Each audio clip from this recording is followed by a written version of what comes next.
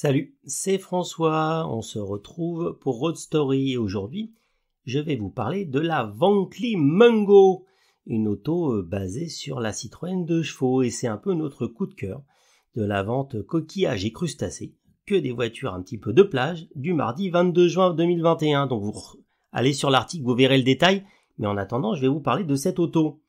Si vous trouvez la Méhari trop bobo et trop chère, la Renault Rodeo trop populaire, nous avons trouvé ce qu'il vous faut pour votre maison de l'île de Ré, la Mungo.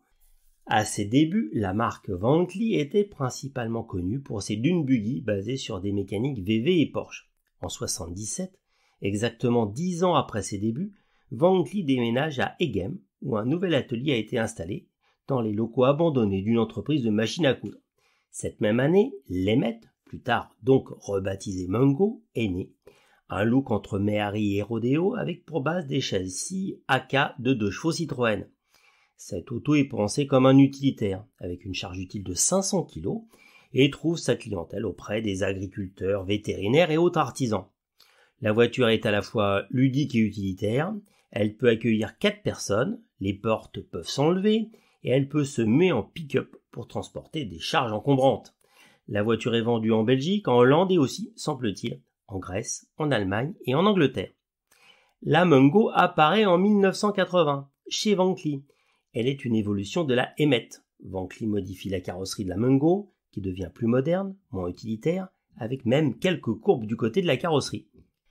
La Mungo entre dans les années 80 en devenant plus sexy pour une clientèle plus loisir. C'est la fête. Elle reçoit même des jantes en aluminium. Comme l'Emmet, la Mungo a une carrosserie en polyester posée sur un châssis de Citroën 2 chevaux. 29 chevaux de bonheur avec de nombreuses pièces PSA, Citroën Visa, Citroën 2 chevaux, Peugeot 205. La voiture pèse 595 kg, soit à peine plus de 80 kg de plus que la Citroën Méhari.